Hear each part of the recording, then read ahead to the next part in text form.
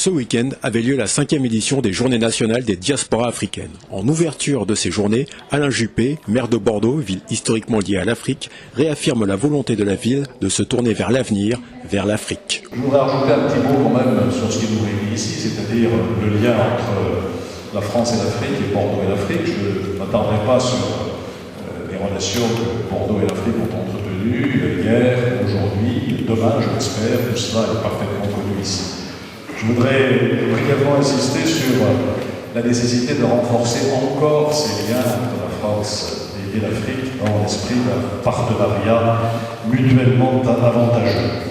Nous répétons les uns et les autres, et cette conviction, nous la partageons, je le sais, que l'Afrique sera le continent du XXIe siècle. Instigateur de ces journées, Pierre de Gaëtan Jicam, adjoint chargé des relations avec l'Afrique, a un objectif pour Bordeaux: valoriser les diasporas africaines pour tisser de nouvelles relations.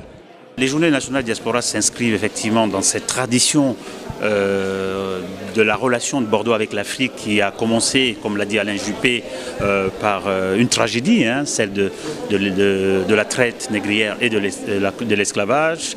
Et puis bien sûr, histoire pour laquelle nous avons consacré au musée d'Aquitaine de Bordeaux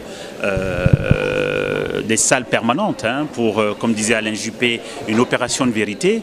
Mais en même temps, c'est de cette tragédie-là qu'est née une relation de métissage et qui aujourd'hui fait que Bordeaux peut, avec ce travail de mémoire à côté et avec cette volonté de nouer de nouveaux partenariats avec la Nouvelle Afrique, évidemment construire une relation de partenariat avec le continent africain en s'appuyant justement sur les talents de la diaspora africaine. La première de ces journées était dédiée aux femmes des diasporas africaines.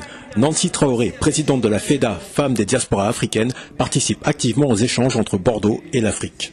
Mais vous savez, Bordeaux a une histoire particulière avec l'Afrique, ça c'est connu depuis longtemps. C'est pour ça que la communauté africaine, la diaspora à Bordeaux est quelque chose d'effectif, quelque chose qu'on vit tous les jours. Donc chacun avec son énergie va bien sûr apporter. C'est pour ça qu'on organise toutes ces journées-là pour pouvoir réunir ces forces-là et pouvoir aller de l'avant. Donc je ne suis pas inquiète du tout.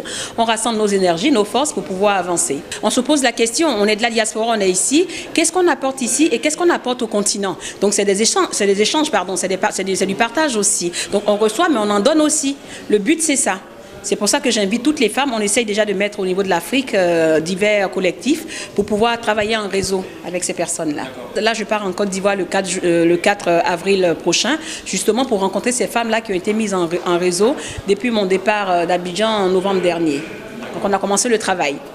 Le travail a donc déjà commencé. Ces 2 journées de discussion et d'échange ont été denses et ont permis de constater une certaine dynamique. Un élan que Pierre de Gaëtan Jicam voudrait conserver en organisant peut-être une JNDA en Afrique en 2018.